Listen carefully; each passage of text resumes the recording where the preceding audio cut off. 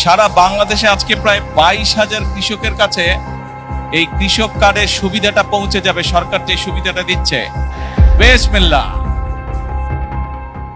BNP সরকারের কৃষক বান্ধব উদ্যোগ হিসেবে চালু হওয়া কৃষক কার্ড কর্মসূচির প্রি পাইলট পর্যায়ে উঠে এসেছে বড় ধরনের অসঙ্গতি। দেশের 11টি উপজেলায় পরীক্ষামূলকভাবে 22,065 জন কৃষকের জন্য কার্ড তৈরি করা হলেও তাদের মধ্যে অন্তত 5 শতাধিক কার্ডধারী বাস্তব অস্তিত্ব খুঁজে পাওয়া যাচ্ছে না।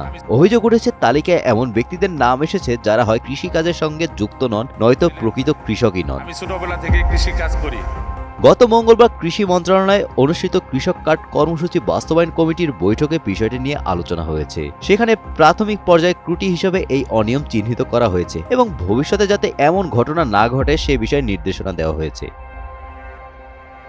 কৃষি মন্ত্রণালয়ের সচিব রফিকুল মোহাম্মদ জানান, অনেক মৌসুমী কৃষক আছেন যারা শুধু আমন মৌসুমে চাষাবাদ করেন, বছরের বাকি সময় শহরে বা অন্যত্র কাজ করেন। এ ধরনের প্রায় 4% কৃষক এখনো কার্ড গ্রহণ করেননি। তবে তাদের মধ্যে একটি অংশ স্থায়ীভাবে কৃষি পেশা ছেড়ে দিয়েছেন বলেও ধারণা করা হচ্ছে। আগামী 15 জুন পর্যন্ত অপেক্ষা করে অনুপস্থিতদের তালিকা চূড়ান্তভাবে বাদ দেওয়ার সিদ্ধান্ত নেওয়া হতে পারে।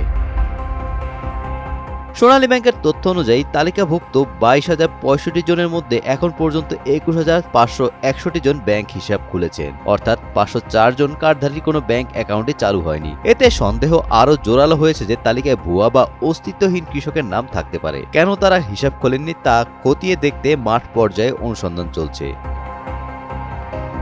কৃষি মন্ত্রণালয় বলেছে, প্রকৃত কৃষক শনাক্ত করতে এই পরীক্ষামূলক কার্যক্রম চালানো হচ্ছে। কোথাও জমির মালিক বাবা হলেও চাষ করছেন ছেলে, এমন বাস্তবতায় প্রকৃত সুবিধাভোগী নির্ধারণের জটিলতা তৈরি হচ্ছে। এসব ত্রুটি দূর করতে স্থানীয় এসি ল্যান্ড অফিসের সহায়তা নেওয়ার পরিকল্পনা করা হয়েছে।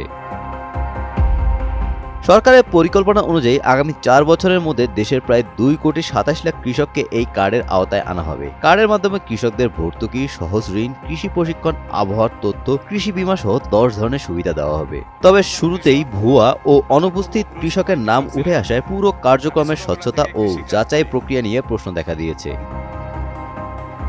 Golam Rabbani, Times today.